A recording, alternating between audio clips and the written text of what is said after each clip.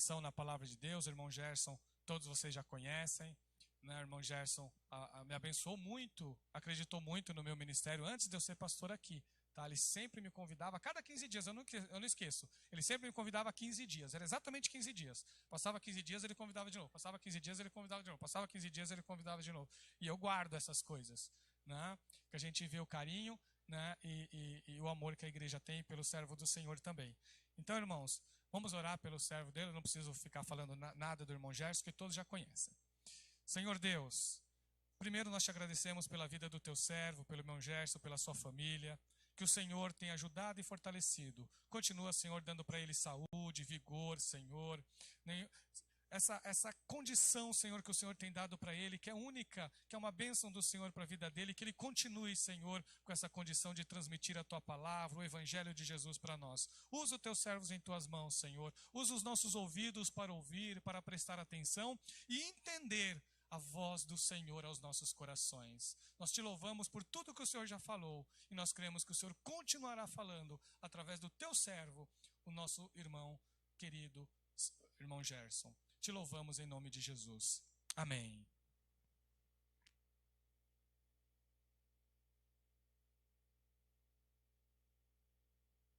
Agora sim. No busto. Obrigado, pastor, obrigado.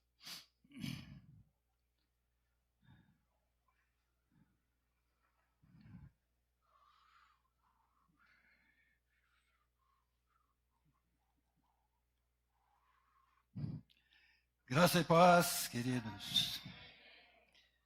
É um prazer estar aqui, mas cada vez que subimos aqui nesse lugar, nós temos indiscutivelmente dois sentimentos. Um sentimento de temor e um sentimento de gratidão. Sentimento de temor porque vamos falar de um Deus onisciente, onipotente e onipresente, um Deus que sabe todas as coisas, e nós sentimos que somos responsáveis por cada palavra que proferimos aqui. Então isso nos dá uma sensação de muito temor, né? O pastor Jair estava falando do trabalho de ontem, foi um dia histórico, né? Que houve muitas revelações. Eu estava conversando com o irmão, que ele disse que conversou há poucos instantes com um senhor que estava desesperado porque a esposa dele se suicidou há 2 anos atrás, e falaram para ele que quem suicida não se salva. Então, a gente tem que temer, meus irmãos, aquilo que falamos. Nós temos que saber o que estamos falando, para não falar bobagem e deixar as pessoas, às vezes, desesperadas por uma situação que ninguém tem o direito de dizer isso, né? Só Deus sabe, depois que passamos dessa para outra, só Deus sabe o que vai acontecer. Seja o pior indivíduo, ao nosso ver, passou para lá é com Deus, né? Não temos nada a declarar a esse respeito, mas de gratidão por poder falar desse Deus, apesar das nossas fraquezas, das nossas falhas, das nossas limitações, Ele nos dá a oportunidade de falar do seu nome. Isso é um privilégio que nos leva a esse sentimento de gratidão. E nós estamos tendo essa oportunidade mais uma vez nesta noite. Queremos voltar um pouquinho ao passado, pensar um pouquinho no passado para nos situarmos. Eu estava pensando, Deus um dia resolveu criar um mundo, né? E Ele então começou já esse processo de criação. E nós estávamos lendo aqui, não queremos tomar tempo com isso, mas é bom que nós nos situemos aqui. A Bíblia diz que no princípio criou Deus os céus e a terra era sem forma e vazia, e havia trevas sobre a face do abismo. E o Espírito de Deus movia sobre a face das águas. E disse Deus, haja luz e houve luz. E viu Deus que era boa a luz, e Deus chamou a luz dia e as trevas chamou noite. E assim foi o dia primeiro. Então, no primeiro dia, Deus criou já 3 coisas, e eu fiquei achando interessante essa questão da luz. A Bíblia diz que as trevas eram sem forma e vazia, e havia trevas sobre a face do abismo. Eu fiquei imaginando, Deus deve ter olhado para as trevas e não achado uma situação muito bonita. E ele então resolveu criar a luz que dissipa as trevas. É interessante nós pensarmos nisso, né? Porque quanto mais densas são as trevas, mais a luz exerce a sua função, né? Então, é extremamente importante isso. E Deus prosseguiu na sua criação, não vamos detalhar, mas a Bíblia diz que ele concluiu no 6º dia. E no 6º dia, Deus fez os seres viventes, entre eles o homem. Só que o homem foi feito de uma forma diferente, né? E especial, quero crer. As outras coisas, normalmente, Deus diz, haja isso e houve isso, mas o homem foi diferente. A Trindade foi envolvida aqui para essa criação e ele diz, façamos o homem, a nossa imagem, conforme a nossa semelhança. E domine, Deus fez para dominar. E eu fiquei imaginando, Deus fez esse mundo belo, né, que devia ser extraordinário. Não esse que nós estamos vendo aí, rios poluídos, tudo que não pode beber água em lugar nenhum, tem que ser tratada. Naquela época você bebia água em qualquer lugar. Eu, às vezes, fico imaginando, a mente viaja assim, eu agradeço muito a Deus pela capacidade de raciocínio, né, da gente raciocinar e de viajar. E dentro de poucos minutos nós viajamos grandes partes do mundo com essa capacidade de raciocínio. Agradeço a Deus todas as manhãs por isso e peço a Ele que me permita ter essa capacidade durante os dias da minha vida. É para contemplar, como diz a palavra, a formosura do Senhor por tudo que Ele construiu e que nós podemos contemplar. Então, Deus, após ter criado esse mundo belo, como eu disse, Ele deve ter também pensado, mas para quê? Para quem? Criar esse mundão para ficar aí para ninguém? Então ele resolveu fazer um ser para administrar tudo isso e para usufruir também de tudo isso. E ele criou esse ser, quem ele chamou de homem.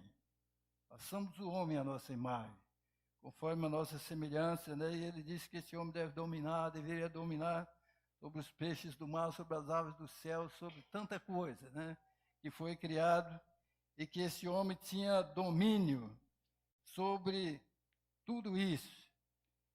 No verso 30, capítulo 1, verso 31, Deus olhou para tudo quanto ele havia criado, e ele disse que, eis que tudo era muito bom.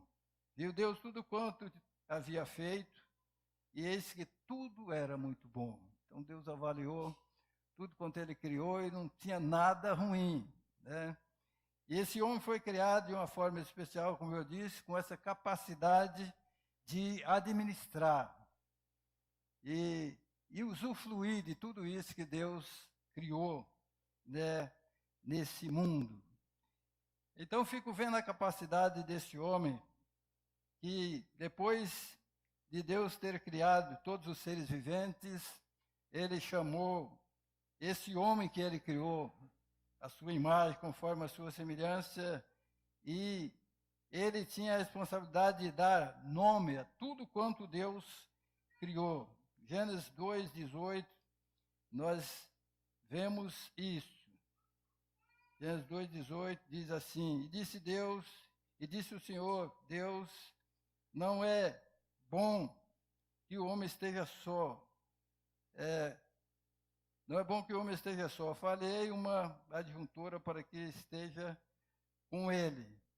Então, O homem foi criado de forma exclusiva e individual.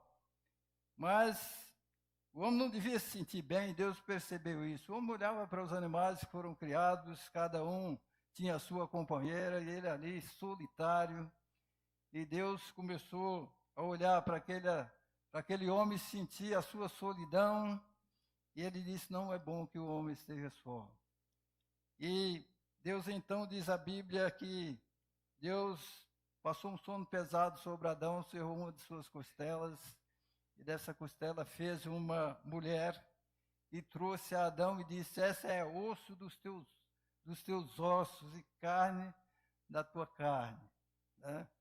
Então, há essa ligação entre homem e mulher. Por isso que, como homens, nós devemos amar as nossas mulheres, assim como o Senhor nos amou. Às vezes eu fico frustrado quando eu olho para esse mundo e vejo tanta violência contra a mulher. Né? Quantos feminicídios durante um ano. É uma coisa absurda que não dá para a gente aceitar. Às vezes eu falo, se tivesse a opção de morar em um mundo sem mulher, eu não moraria, porque seria um mundo imundo, né? Porque o homem não tem aquele jeito de cuidar das coisas, de organizar as coisas, de trazer as coisas dentro da ordem. Mas, dizendo tudo isso, meus irmãos, para dizer que esse homem que Deus criou à sua imagem, conforme a sua semelhança, desobedeceu às ordens de Deus. A Bíblia diz que Deus plantou um jardim, colocou esse homem ali, e às vezes eu fico pensando, é como se fosse um estágio. Colocar aqui para você daqui cuidar do resto do mundo, né? E esse homem desobedeceu às ordens de Deus quando ele disse, de todas as árvores do jardim comerás livremente, mas da árvore da ciência, do bem e do mal, dessa não comerás, porque no dia em que comeres, certamente morrerás. E a Bíblia tem aquela história toda da serpente, que os irmãos conhecem, nós não vamos detalhar, mas que o homem deixou de obedecer a Deus, a mulher deixou de obedecer a Deus, e a culpa maior não foi dela, mas do homem, porque as ordens foi dada ao homem. Ele que foi fraco e desobedeceu. E por isso Deus perdeu a confiança nesse ser tão perfeito que ele criou, com tanta expectativa, né? E Deus perdeu a confiança desse homem. A Bíblia diz que Deus colocou querumbins com espadas afiadas na mão para ficar cuidando do jardim, para que o homem não voltasse mais lá. E aquele homem que foi criado com toda expectativa perdeu a sua confiança. Por quê? Porque lá estava a árvore da vida, e se o homem voltasse lá, ele ia comer dessa árvore e ia viver para sempre no pecado. Então Deus cuidou disso para que o homem não tivesse essa oportunidade. A verdade é, meus irmãos, que lá no começo Deus já sabia, eu disse aqui quando iniciamos, que Deus é onisciente, onipotente e onipresente. Ele sabe todas as coisas. Quando ele colocou esse homem ali, ele já sabia que esse homem iria desobedecer. E por isso ele já providenciou, aqui no Gênesis mesmo, 15:3, da semente da mulher. Nasceria aquele que esmagaria a cabeça da serpente. Ele falava de Jesus, o seu filho unigênito. Então havia a promessa de Jesus vir a esse mundo. E era uma promessa como a que temos hoje de Jesus voltar. Não havia tempo determinado. Eles sabiam que Jesus ia vir, mas não sabia quando. Então havia aquela expectativa. Qualquer dia Jesus vai chegar. Mas não sabia quando e nem como. Embora aqueles que obedeciam às profecias já tinham uma visão de como Jesus viria a esse mundo, como ia acontecer o seu nascimento. Mas aqueles que não se ligavam na palavra estavam alheios a tudo isso. Mas Jesus veio, e veio de uma forma que eles não imaginavam. e todo mundo pensava que Jesus nascia num palácio real, né? E ele nasceu numa manjedoura, num curral em meio aos animais. Então, isso frustrou a expectativa de muita gente. Eu imagino que quando Jesus começou o seu ministério, ele não ficou frustrado, porque Deus sabe todas as coisas, não vai frustrar com nada. Mas muita gente se frustrou com o nascimento de Jesus.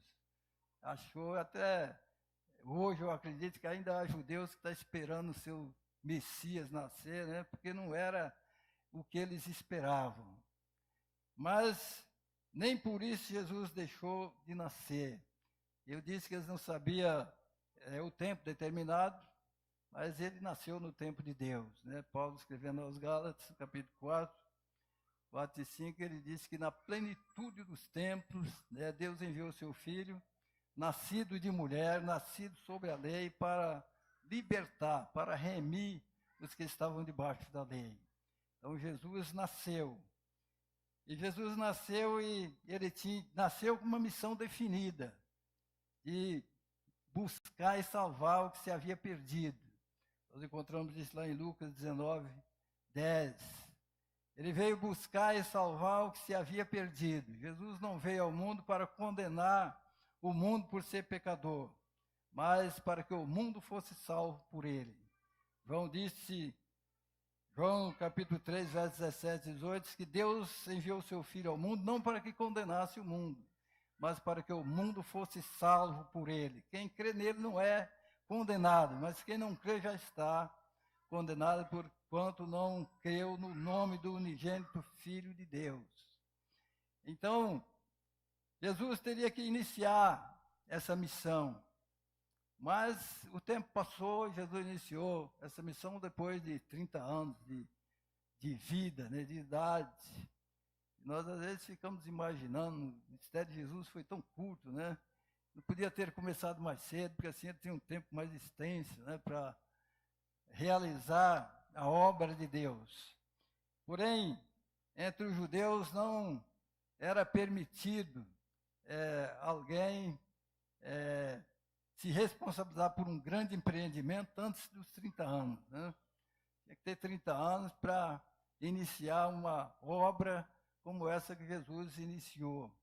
Jesus certamente deve ter esperado esse tempo, né? Justamente por isso. Mas como homem nenhum pode realizar nada sozinho, Jesus precisava de alguém para iniciar o seu ministério.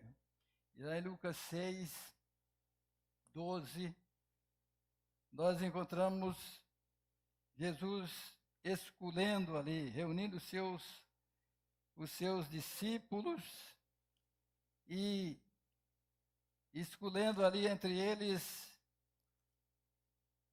12 homens, aos quais ele chamou de apóstolos. Com esses homens ele iniciaria o seu ministério. A Bíblia diz que ele subiu ao monte e passou uma noite em oração para escolher esses homens.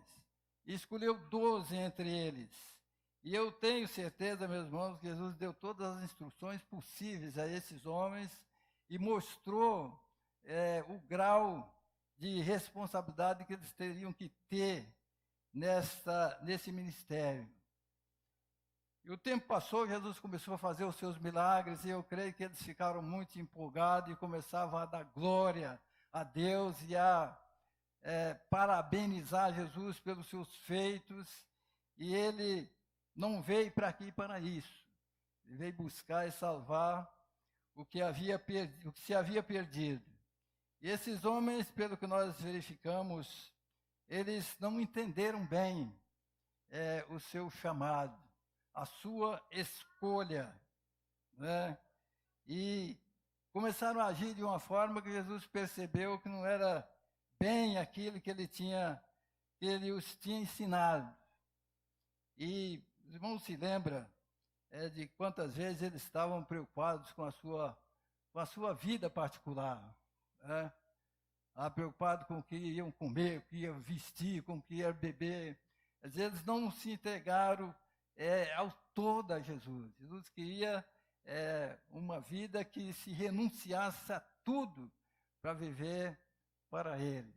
Jesus teve que dar explicações e dizer para eles que não era bem assim, e deu exemplo das aves do céu que não trabalhavam, não faziam nada, e Deus sustenta todas elas, os lírios do campo, que são lindos, e hoje existe, amanhã é lançado no fogo. E Jesus chegou a dizer que nem mesmo Salomão se vestiu com um deles. E se Deus assim veste a erva que hoje existe e amanhã é lançada no fogo, quanto mais a vós, homens de pouca fé. Então a gente percebe que eles estavam ali oscilando entre seguir a Jesus e pensar nos seus interesses. Lá na frente nós vemos de novo Jesus reunindo eles para dar instruções, porque queriam saber quem é que ia ser o maior no reino dos céus. E Jesus teve que reuni-los e pegar uma criança, colocar no meio e dizer: aquele que não se tornar como essa criança não pode entrar no reino de Deus. Então, dá para perceber, meus irmãos, que eles estavam meio divididos entre Jesus e os seus interesses pessoais. E não foi para isso que Jesus chamou. Jesus chamou para uma missão específica, onde eles teriam que deixar tudo para entregar as suas vidas a Jesus. Mas Jesus entrou então nesse mundo pecador, nesse mundo frustrado pela sua vinda, porque achavam que não era o Jesus que eles esperavam.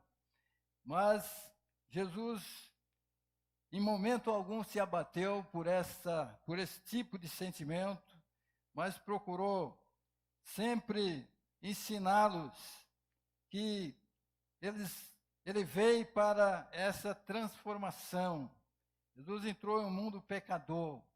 Paulo, em Romanos, capítulo 3, verso 23, diz que todos pecaram e destituídos estão da glória de Deus. E a missão era uma missão árdua. E nós vemos Jesus mostrando um evangelho que teria que ser pregado, era um evangelho sem fronteira. Marcos 16, 15 e 16 fala disso: ide por todo o mundo, pregai o evangelho a toda criatura. Foi o que foi feito ontem, é o que está sendo feito hoje, é o que tem que ser feito daqui para frente. Quem crê e for batizado será salvo, quem não crê será condenado. Então não há fronteira para o evangelho. Aonde houver mundo, o evangelho tem que chegar lá. Né? E nós vemos, foi lido exaustivamente aqui, mês passado, no momento de missões, né?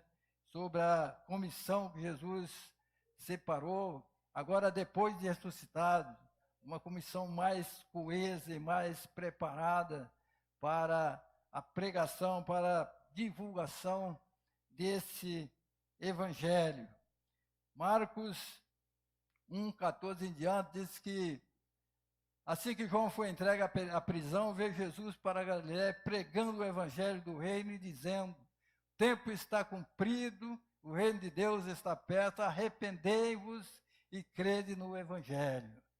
Então o evangelho tem que ser pregado em todo o mundo, independente de qualquer coisa. Então, nós temos as nossas limitações, uns vai mais longe, outros vão mais perto, mas todos nós somos responsáveis. Hoje de manhã na escola, o Zé estava falando que cada um de nós constitui um missionário, é verdade. Onde quer que estejamos, nós temos a responsabilidade de transmitir esse evangelho. E não podemos nos envergonhar. Romanos 1:16, Paulo diz: portanto, não me envergonho do evangelho de Cristo, que é o poder de Deus para a salvação de todo aquele que crê. Então, depois de Jesus perceber que essa gente não estava levando muito a sério o evangelho, estava vendo esse equívoco entre Jesus e a vida pessoal de cada um, Jesus quis fazer, me parece que, um teste com eles. E nós vamos ler o texto e vamos pensar nisso agora. Por enquanto nós estamos fazendo uma introdução, mas vamos ler Marcos, capítulo 35, capítulo 4, 35, capítulo 35 não existe. Marcos capítulo 4, 35 a 37. A 41, melhor dizendo. Marcos 4, 35 a 41. Jesus acalma a tempestade. E nós queremos pensar um pouco nesta noite, meus irmãos, sobre com Jesus na tempestade. Vamos ler o texto que diz assim: E naquele dia, sendo já tarde, disse-lhes: Passemos para outra banda. E eles, deixando a multidão, levavam consigo assim, como estava com o barco, e havia também outros barquinhos. E levantou-se grande temporal de vento, e subiam as ondas por cima do barco, de maneira que já se enchia. E ele estava na popa, dormindo sobre uma almofada. E despertaram-no, dizendo-lhe: Mestre, não se te dá que perecemos? E ele, despertando,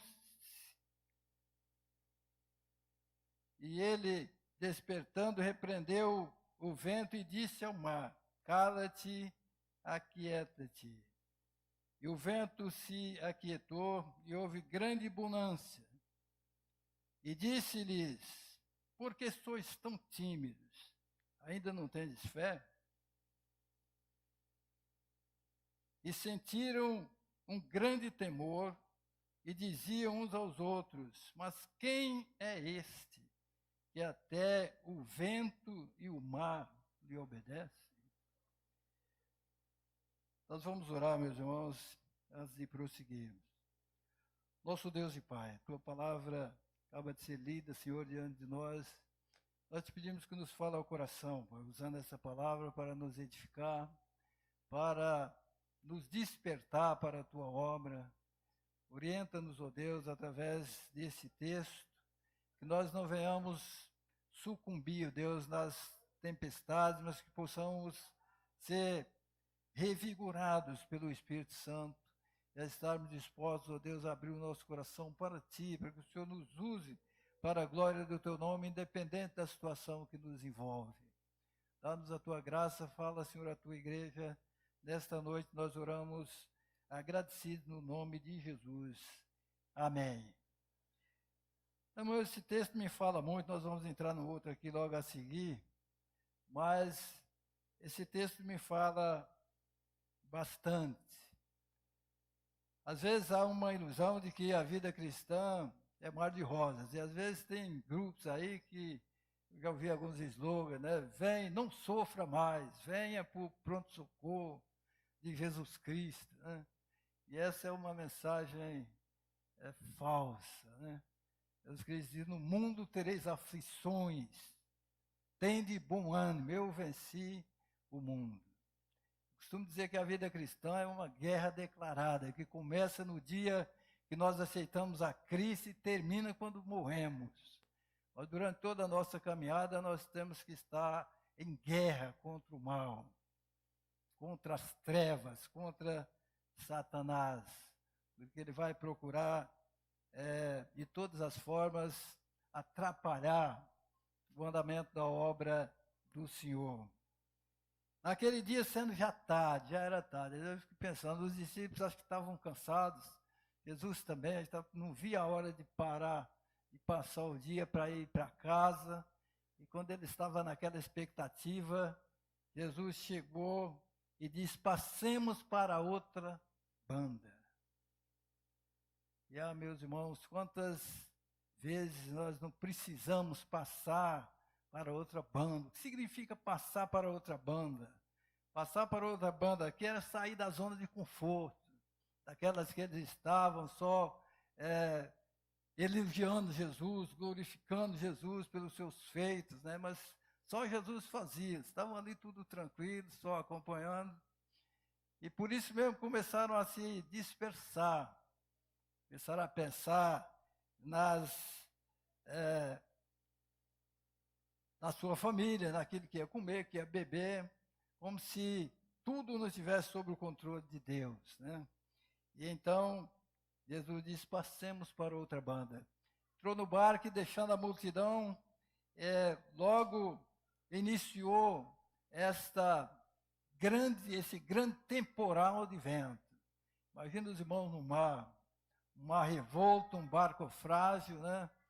E um grupo de pessoas ali dentro desse barco, eu creio que eles não foram acordar Jesus de pronto, sabiam que Jesus estava cansado, e tanto é verdade que ele entrou no barco, achou essa almofada, recostou a cabeça ali e dormiu.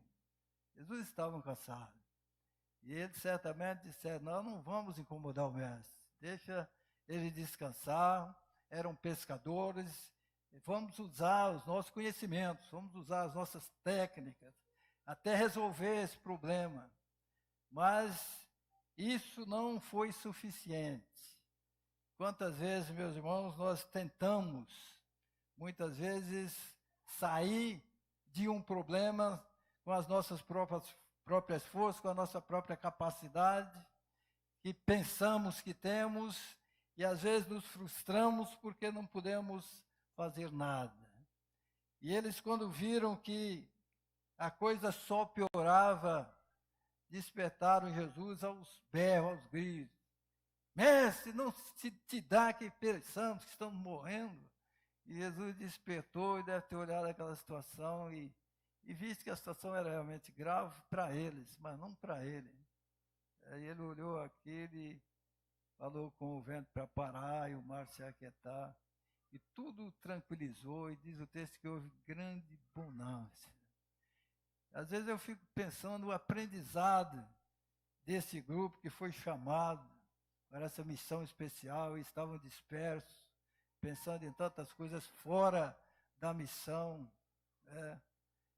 E eu fiquei pensando, nós precisamos pensar, meus irmãos, falar muito conosco.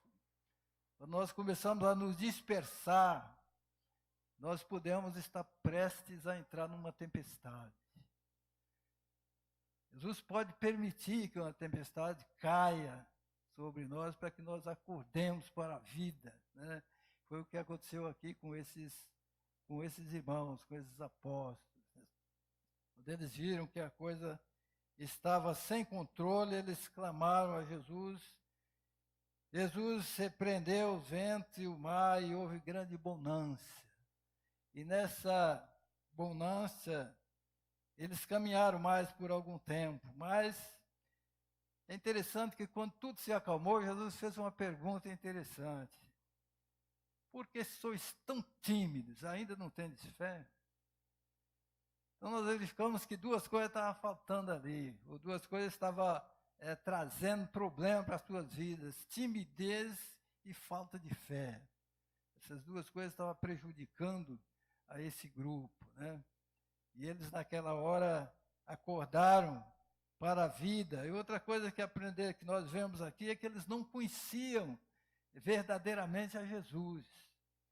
Aí tiveram grande temor, quando eles viram aquela tempestade tremenda, que de repente tudo aquilo se acalmou e transformou em bonança, caiu um grande temor sobre eles e disseram, mas que homem é esse, que até o vento e o mar lhe obedecem? Eles conheciam Jesus que cuidava das coisas materiais, né? Sabia que Jesus abria os olhos aos cegos, ressuscitava mortos, tudo mais, mas poder sobre a natureza, eles não sabiam. Que homem é esse? O outro evangelista diz, quem é esse homem? E até o vento e o mar lhe obedecem. Então, eu creio que depois dessa experiência, eles tiveram uma grande mudança na sua atitude para com Jesus e para com a obra, principalmente. Eles passaram a entender que foram chamados para uma obra específica e que só com Jesus eles podiam ser vitoriosos naquela obra. Então houve grande bonança e eles prosseguiram na travessia, porque o plano era passar para outra banda, passar para o outro lado.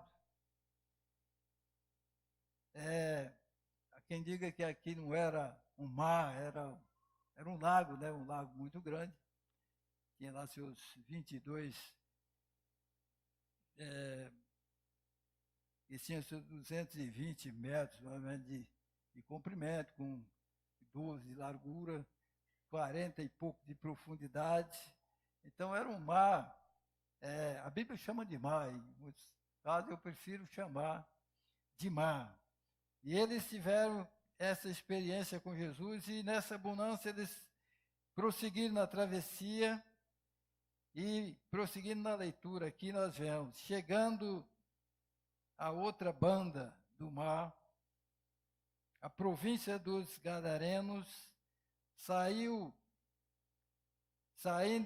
ele do barco, lhe saiu logo ao seu encontro dos sepulcros um homem com espírito imundo, o qual tinha a sua morada nos sepulcros, e nem ainda com cadeias e grilhões alguém podia amansar, porque tendo ele sido muitas vezes preso com grilhões e cadeias, as cadeias eram feitas em pedaços e os grilhões em migalhas, e ninguém podia amansar. O poder procurava tentar segurar esse homem, mas era uma situação que ninguém podia conter a violência desse homem. Diz o texto que era dia e noite, pelos montes e pelos sepulcros, e ele se feria, dilacerava o seu próprio corpo com pedras, e estava com todo o seu corpo sangrando. E uma coisa curiosa aqui, meus irmãos, é que diz o texto que quando ele viu Jesus, correu na sua direção,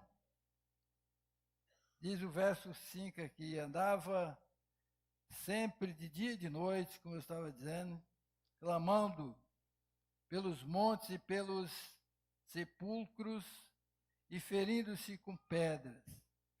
E quando viu Jesus ao longe, correu e o adorou. Então, é curiosa essa colocação aqui. Você já viu o demônio adorar algum dia?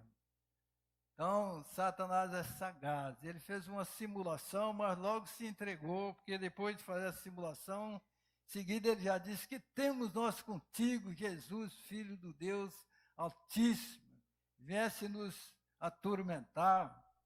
E tem um dos evangelistas, lembro bem se é Mateus, o Lucas, que diz vem nos atormentar antes de tempo.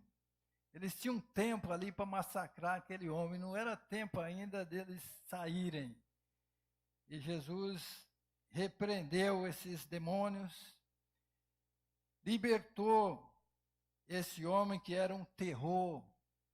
Às vezes eu fico pensando, todo mundo vivia aterrorizado com a presença desse homem, né?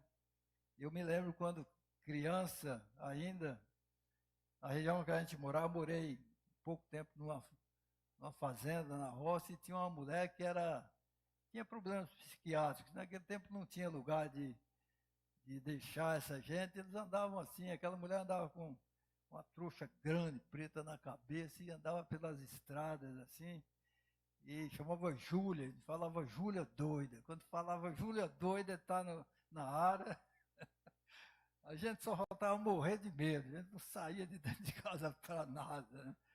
Aí quando eu vejo a situação desse homem aqui, eu fico pensando, né? Toda aquela região ali estava em pânico por causa desse homem. Era um terror para aquela região, né? E ao encontrar-se com Jesus, ele foi liberto, né? desses demônios. Jesus perguntou depois qual era o nome. Ele disse que era legião, era o nome, porque eram muitos, né? E Jesus os expulsou, e eles pediram que Jesus não se expulsasse daquela região. E em outro evangelista diz que ele pede para que não mandasse para o abismo, né? Então eu fiquei pensando, existe esse lugar, um abismo, que nem os demônios querem ir para lá. Isso é um lugar terrível, né? E tinha ali uma manada de porcos que pastava ali, e eles pediram a Jesus para permitir que eles entrassem nos porcos. Jesus permitiu, e aqueles porcos enlouqueceram todos e desceram por um despenhadeiro abaixo e morreram todos afogados no mar. E aquele homem foi liberto por Jesus. E é interessante, meus irmãos, que eu fiquei vendo aqui, que pessoas que não tinham nada a ver com Jesus, não conheciam Jesus, começou a anunciar a Jesus por toda parte por causa desse feito, né? O povo veio ter com Jesus e viram o homem assentado, vestido e em perfeito juízo. Então foi um milagre extraordinário que Deus fez na vida daquele homem, que houve uma repercussão imensa. E então Jesus quis, ficaram tão assustados que muitos rogaram a Jesus que saísse dos seus termos. E Jesus veio para o barco para entrar, e aquele homem pediu a Jesus que deixasse estar com ele, né? Aquele ex-endemoniado, e Jesus não permitiu. Jesus disse, não, vai para a tua casa, vai para os teus e conta como o Senhor teve misericórdia de ti, né? E aquele homem foi, diz o texto, que ele começou lá em Decápolis, né? Era um trecho de 10 cidades vizinhas, onde ele começou ali a realizar a obra de Deus. Aquele ex-endemoniado transformado em um missionário. Então, meu Deus, esse é o Jesus que nós pregamos, o Jesus que liberta, o Jesus que muda a história. Aquele homem que aterrorizava a região, agora era um homem que chamava a atenção de todos pelo milagre realizado na sua vida. E eu fico pensando, quanta gente não foi alcançada para Jesus através da instrumentalidade desse homem. Só a sua vida, né? Só contando o que aconteceu na sua vida, já era uma mensagem poderosa. Eu tenho certeza que aquele homem foi um instrumento poderoso nas mãos de Deus naquela região. Jesus veio para isso, para resgatar aquela intimidade perdida que nós tínhamos com Deus, né, que perdemos lá na desobediência a Ele. Jesus veio para nos levar a resgatar tudo isso, né? E é por isso que Ele diz que nós não podemos fazer isso com as nossas próprias forças, com o nosso próprio poder, porque não o temos. Mas em Atos 8, ele diz que nós vamos receber poder ao descer sobre nós o Espírito Santo. E vamos ser testemunha dele, não só em Jerusalém, mas em toda a Judéia e até aos confins da terra. Atos 1:8, nós encontramos esta afirmação de Jesus.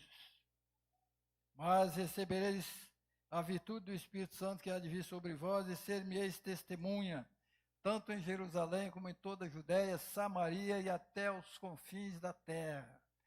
Eu disse que o Evangelho não tem fronteira. Onde quer que houver um ser humano, o Evangelho pode chegar lá. E para isso, meus irmãos, Jesus escolheu homens e mulheres para esse fim. Esses primeiros apóstolos não entenderam direito o seu chamado, mas em João 15:16 nós lemos: não me escolhestes vós a mim, mas eu vos escolhi a vós, e vos nomeei para que vades e deis fruto, e o vosso fruto permaneça. Então, nós fomos escolhidos, é um privilégio extraordinário termos sido escolhidos por esse Deus onisciente, onipotente, onipresente, que quer usar as nossas vidas para a glória do seu nome. Não importa quem somos, importa que o nosso coração seja aberto para Ele, para que Ele nos liberte dos nossos preconceitos, das inverdades que muitas vezes falam aqueles que não têm uma experiência com Cristo. Ele quer nos libertar para nos transformar em instrumentos do seu Espírito, para divulgar esse nome poderoso que veio ao mundo, derramou um sangue que a Bíblia diz que o sangue de Jesus Cristo, seu Filho, nos purifica de todo pecado, né? Então nós louvamos a Deus por essa escolha que Ele fez de cada um de nós e devemos honrar essa escolha. Devemos cada dia, antes de conciliar o nosso sono, dobrar o nosso joelho, agradecer a Ele por essa bênção de sermos escolhidos por Ele. Como é bom, meus irmãos, estar fazendo a obra do Senhor. Como a gente experimentou isso ontem, foi tão bom e sempre é bom, né?